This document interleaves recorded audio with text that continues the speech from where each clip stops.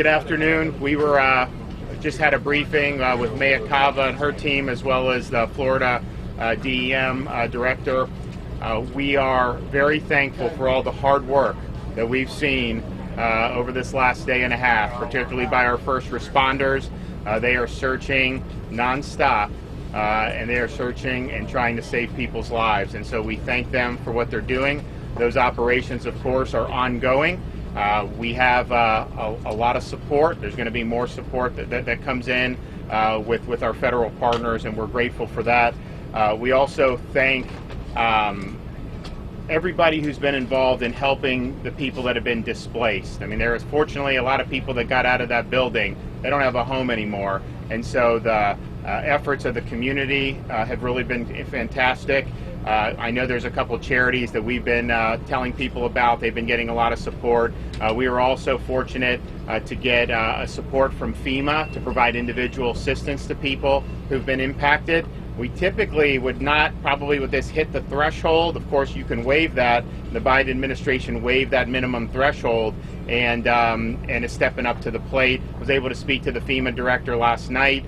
She's been great, wants to be helpful. And then I just spoke about an hour ago with President Biden, and he reiterated his administration's full support. They're all in, and so we really appreciate having the support of the president, and the people of Florida really appreciate the president and his administration stepping up to help people who are in need. We're fortunate about these relief efforts on the private sector. I just spoke with one of our great companies here in Florida, Lennar Homes, and their CEO, Stuart Miller. They're doing $1 million for the relief efforts. And we have people from all across the country that are donating money to be able to help for both. We have the one at the Shoal, which is the shoal.org, and then you also have the one here for the Surfside Relief Fund. Both of those are great. We're going to be supporting both of them with some of our stuff, and I would just urge people to help out with that. We've working very closely with Mayor Cava, in addition to working with the federal government. As needs arise, the state's here to help, and the federal government's also here. And so we feel like we have all hands on deck to be able to assist with the search and rescue mission, and then obviously help people who have been displaced, and then help the families who still have loved ones who are unaccounted for. I mean, when tragedy strikes, it's a very difficult thing in any circumstances, but just speaking with a lot of these family members, when they're unaccounted for, it's a really, really difficult thing. They just don't know. And I know that the first responders are working around the clock to be able to get all those answers and to save as many lives as they can. But this has been a really, really difficult thing. And so I just thank the community for really coming together, both here in Surfside, Miami-Dade, and really throughout Florida and throughout the country. We really appreciate that. I've also been talking with Mayor Cava. We both agree we need a definitive explanation for how this could have happened. And that's an explanation that needs to be an accurate explanation. It's an explanation that we don't want to get wrong, obviously, but at the same time, I do think it's important that it's timely because you have a lot of families here. You have families that lost loved ones in this building collapse. They have a right to know. You have other folks who were able to get out safely, but then lost their homes. When we were walking out, one of the things that they were cleaning up were all the family photos that would be strewn around. And so they have a right to know as well. And then I think there's a lot of other people throughout this community and really throughout Florida who want to know, well, how could a building just collapse like that? And so I think it's a really important thing. And so we've said whatever the local efforts are underway with that, the state will support whatever we can to do this right, but also to do it timely so that we get the answers to the families, and then we get the answer to the people of Florida. And so they have our support for that. And when I spoke with the president, he indicated if we need support on that investigatory end, they would send personnel as well. So thanks for everybody who stepped up. We have a lot of heroes in our midst here over the last day and a half, and God bless them. And also just thank people who've sent their thoughts and prayers and have made donations. I think that when you see something like this, it really is a unique type of tragedy to have in the middle of the night half of a building just collapse like that. And it's tough. It's been gut-wrenching for an awful lot of people. But I'll tell you, Nobody is quitting here, and we are going to stand by those families, and we're going to stand by everyone that's been displaced. You can guarantee that. Mayor? Thank you, Governor.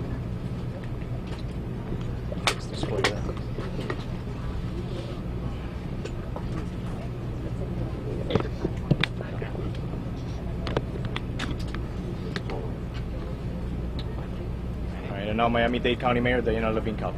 Thank you so much. Thank you, Governor. Thank you to our chairman, our commissioners, to our local electeds. This has been an extraordinary day and a half. And I want to start by saying that our hearts are with our first responders who have been going in, desperately seeking people, motivated to find them, hopeful that they will find them, and confident that their efforts will pay off. And to the families who are suffering and waiting and wondering for wanting news of their loved ones, our hearts are with you. We are going to work as hard as we possibly can, leave no stone unturned, and you can see the activity. These first responders are going in through tunnels. They're working from the top. They're working from the bottom. It has to be done very, very carefully.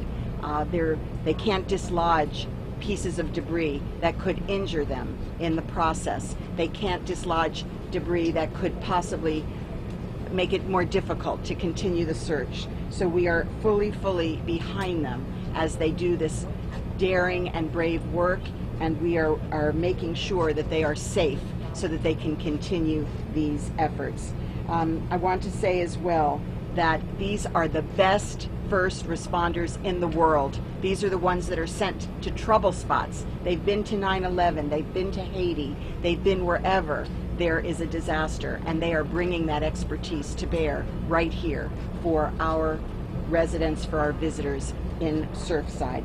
So while we continue to do everything we can locally and with the support of all of these jurisdictions, we are so grateful that FEMA has come to our side. We have this extraordinary decision by President Biden to move those dollars and that support forward expeditiously, waiving the minimum amount that has to be generated before the support will kick in, and with the emergency declaration by our governor, we're able to move forward. So this is very, very important. It's important to our search and rescue efforts. It's important to our rubble debris removal. It's critical for the families who are going to need help in the long term as they recover.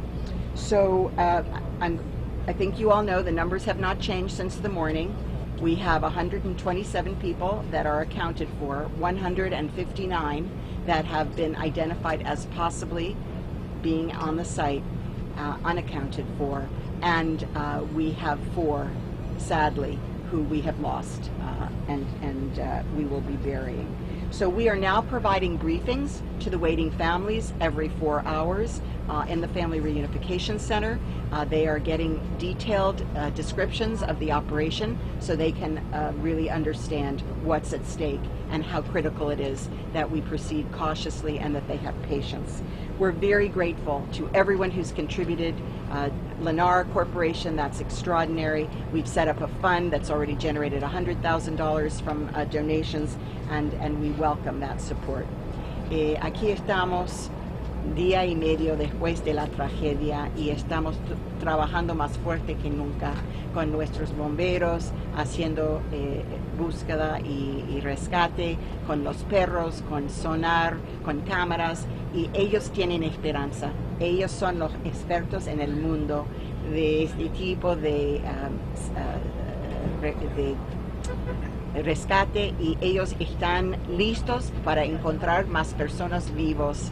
Entonces, como ellos tienen esperanza, también nosotros tenemos esperanza.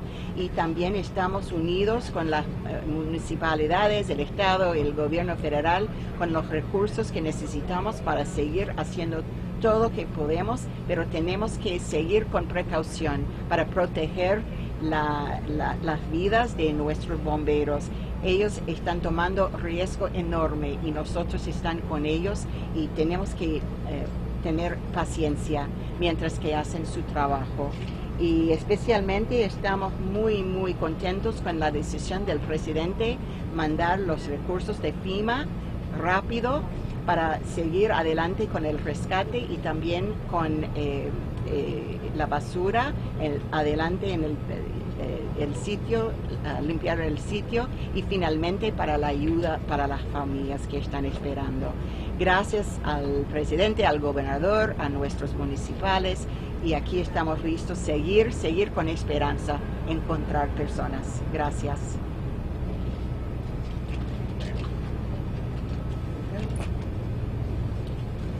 And now the chairman of the commission, Jose Pepe Diaz. Good afternoon. I want to thank, far and foremost, God for giving us the ability to do the work that we're doing and for everything that's working out for us. Besides that, I want to start out with our president and say thank you to him and his whole team and everything that's involved on the federal side, including our senators that have called in and been here, and of course our congressional people. Also, I want to thank publicly, Governor, thank you. Thank you for being here. Thank you for finding the companies that are willing to donate and put their part into helping, and that's incredible. On behalf of County Commission, we all want to thank you and your team. Besides that, Mayor, thank you for the work you're doing. As far as my colleagues too, we're all working together as a community to do the very best we can. We are blessed that we have the best team, one of the best teams in the world, our USAR and fire team that is constantly working since the moment this started, and they continue on. They do not stop. They work around the clock in the rain and the lightning, and small fires have taken place. They haven't stopped searching, and they'll continue to do so.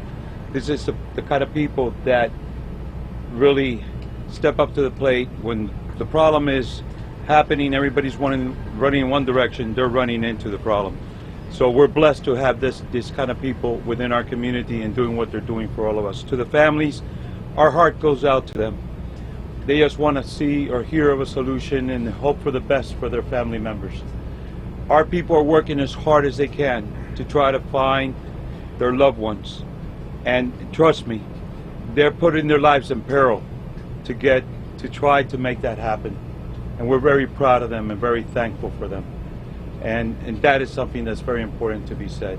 And to the community out there that is giving so much, that's constantly donating and helping those first responders that are here working tirelessly, and so much in donations, we want to thank them too.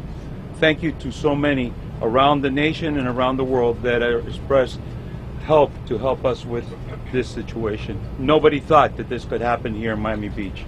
But ladies and gentlemen, we will know, as the governor said and as the mayor said, what took place, how it happened, and so this will never happen again within our community. Quiero darle las gracias al presidente que ha dado las donaciones y afirmó la declaración de emergencia, también a nuestros senadores federales y los congresistas también que han sido parte, también a nuestro gobernador que ha estado presente en todo momento, ha mandado su gente aquí para ayudarlos a los otros. No solamente han ido con él y su personaje, pero también ha buscado dinero privado para ayudar y ya consiguió $1 millón de una compañía, Lenard, dentro de nuestra comunidad en el estado de Florida. Para nosotros es un orgullo tener un equipo así, también con todos los comisionados que están conjunto conmigo, para buscar la forma de trabajar juntos, para buscar la solución eventualmente a lo que nos sucedió a nosotros. Es un orgullo de poder tener un equipo como los bomberos que tenemos nosotros, que son reconocidos en el mundo entero por la labor que ellos hacen, son los mejores en este tipo de circunstancias. Ellos están trabajando día y noche y no paran para la llovizna, no paran para los rayos, nada. Ellos están buscando la forma de buscar personas vivas en estos momentos. Son personas que, verdad, se merecen la gratitud, como dijo el gobernador, son héroes en nuestra comunidad. Son conjuntos. Se está trabajando como un equipo grande para buscar una solución a este problema que tenemos delante nosotros, trabajando en conjunto. Pero quiero también darle las gracias a nuestra comunidad, una comunidad que ha salido adelante, que ha traído todo lo que ha podido traer para ayudar, dinero, han traído víveres, cosas para ayudar a todos aquellos que están aquí trabajando. Para nosotros, de nuevo, Es un orgullo tener una comunidad como la que tenemos nosotros. Y también a todos los que viven, que están nacionalmente y federalmente, que también están ayudando, perdóname, afuera de este país, que están dando ayuda, y también nacionalmente. Le quiero dar las gracias por parte de la comisión de Miami-Dade County y su alcaldesa también. Gracias. Por favor, la comunidad está tan concernada. ¿Cómo llegan al número 259?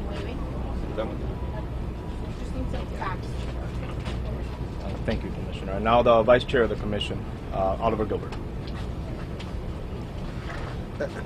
Today I actually wore my 305 t-shirt. Wore my 305 t-shirt because I wanted to remind us who we were and how strong we are and how we get through things. But this is a tragedy, but we've gotten through tragedies before. And how we get through it is like this. It's like having a governor who steps up and steps in. It's having a president who cares and leads with his heart. It's having a mayor who's out here tirelessly, a chairman and a commission who all stand together. Commissioners from every part of this county. People all over this county, people all over this country actually praying. This is independent of the rain and the overcast. I understand how dark this day is. I understand the possibility exists that it gets darker, that it gets sadder. But we have to always understand that we can get through anything together. And that's this.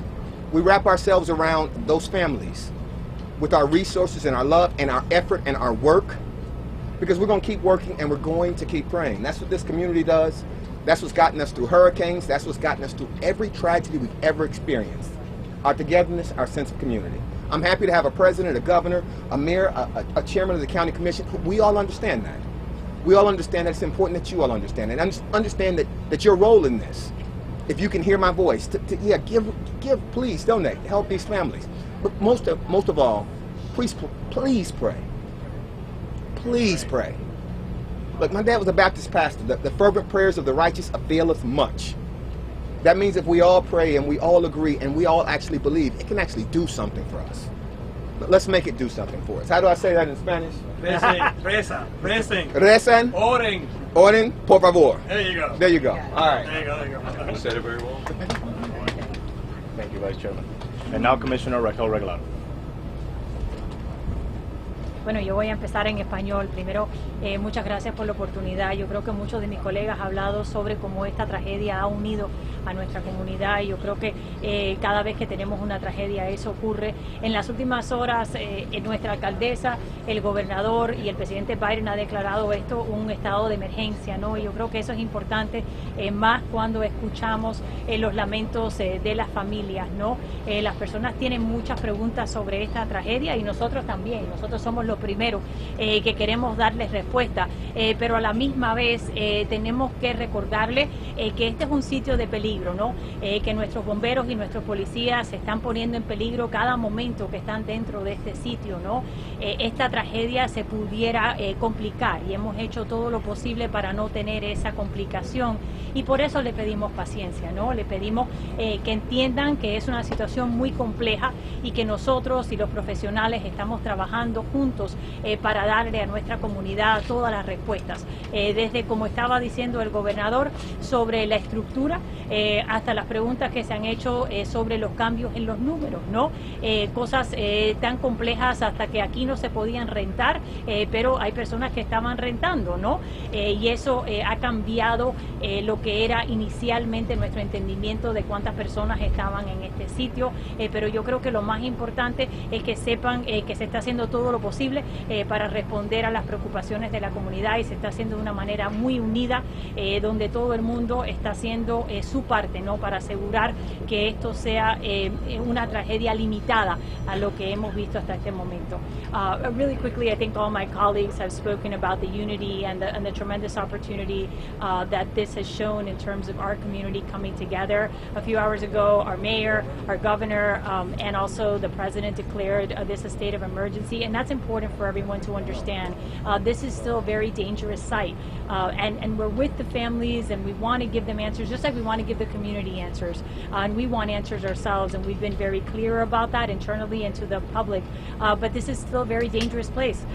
We had an initial tragedy. That tragedy is compounded through the search and recovery effort, and we want to ensure that it does not become more tragic because we do not take the right path. So we ask you to be patient, to understand that this is an ongoing process. The weather doesn't help. The nature of the tragedy doesn't help. But we're doing everything in our power, and we thank our locals for helping, the cities that have stepped up, the commissioners, obviously FEMA, the governor. It's really been an enormous show of support, and we're really grateful for that, and that's why we ask you for your patience and your understanding. Thank you. Thank you, Commissioner. And now from the Florida Division of Emergency Management, Kevin Guth. Thank you. I'll be very brief. First of all, I want to thank the governor for his leadership and stepping up and just giving me the authority to get whatever we need to get from the state resources here to help handle the situation. I will give an update real quick on state resources. So we have mobilized through our state fire marshal's office a couple of extra urban search and rescue task forces across the state, as well as we put Florida Task Force 2, City of Miami, into the fight this morning.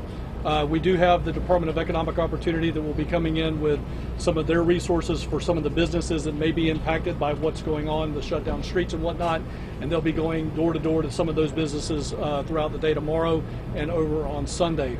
The last thing that I'll update on the resources are from the federal side. On the federal side, we do have about 20, give or take, FEMA personnel that will be coming in somewhere between 3 o'clock this afternoon and into tomorrow that will again start to assist with volunteer organizations, some of the obviously urban search and rescue oversight and so on. So those are the things that are coming in. I'd be remiss, we are going to open up an insurance village through the Chief Financial Officer's office over at the Family Reunification Center, and again that'll be targeted to the individuals that are at the 8777 Collins Avenue address. Thank you very much. There are no new updates right now from public safety since the briefing this morning. However, we are going to be answering questions. Please raise your hands. You'll be selected, and then we'll take it from there so we can be assertive. Go ahead, sir. Sorry about the question. A lot of us spent some time at the family center, and Could you speak up a little bit, please? Yes, for those of us who've been spending time with the families, we've been recording a lot of frustration, there's a mounting frustration. I just spent some time with a family that rented an apartment at the complex right next to the site, and they just kept stressing how unhappy they are because they haven't seen anybody on the top of the roof. We explained that most of it is happening from underneath, but a lot of families are very unhappy with the numbers, and visually they don't see what they want to see, I guess. So if you could address that. Yes, no. I assure you we're doing everything that we can. We've been actively searching from the minute this incident occurred. Several different obstacles.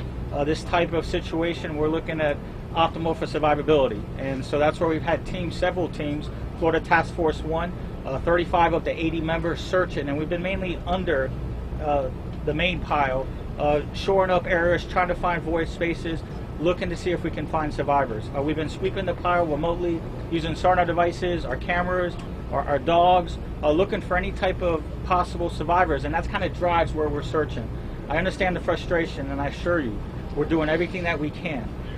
We're honored, MiamiDade Fire Rescue, Florida Task Force 1. We're one of the best in the nation, and we've been nonstop working hard and doing all that we can, trying to find everyone's loved ones, and we will continue doing that. I'd like to add, I would just like to add that if I could personally go out and dig, I would dig. But that is not safe for me or for the first responders or for the people that may still be alive. So this is the safe way to do it. And people, of course, are desperate and they're willing to go out and dig themselves, but that is simply not possible. It's not for lack of personnel. We have all the personnel that we need. We're doing this in the way that is preserving lives. Alcaldesa, el gobernador dijo hace un momento en su declaración que aunque obviamente están buscando sobrevivientes entre los escombros, aquí también hay otra prioridad y es darle una explicación a los familiares de esas personas que están desaparecidas. ¿Cómo pasó esto? ¿Cómo se pudo haber caído medio edificio? Usted es la cabeza del gobierno en el condado. ¿Qué habla usted con el gobernador sobre ese tema? Y obviamente, ¿qué le dice usted a las familias? ¿Se va a llegar aquí hasta las últimas consecuencias? Miriam, lo más importante en este momento es salvar vida. Estamos enfocados en búsqueda y rescate. Y eso es lo más importante de todo. Mientras todo, estamos mirando el edificio, colectando evidencia, pero el momento de seguir con la investigación es después. No podemos seguir ahora, es peligroso. Tenemos que seguir adelante buscando vidas.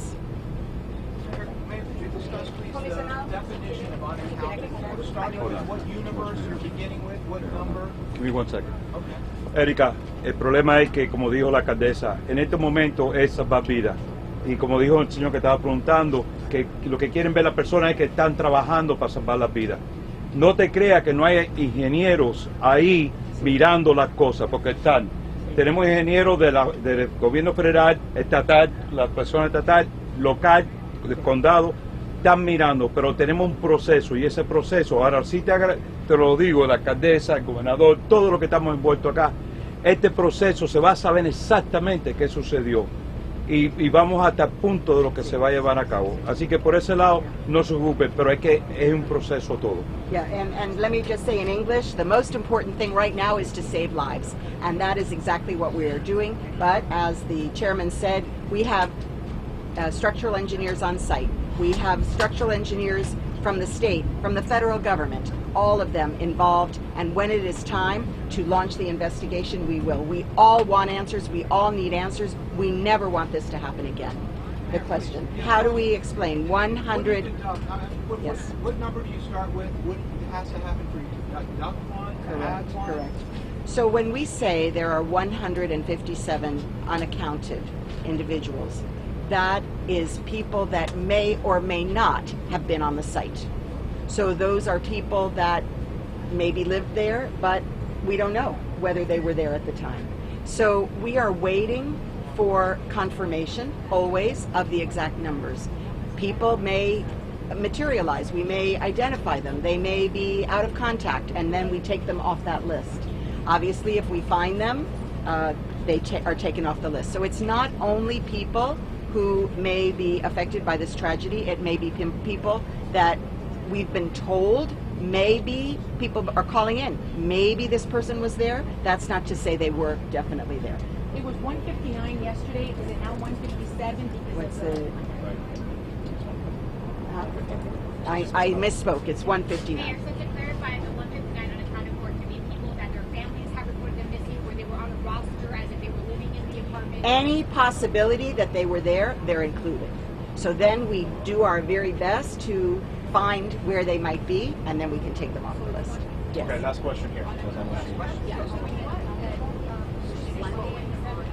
Louder. Okay, we can.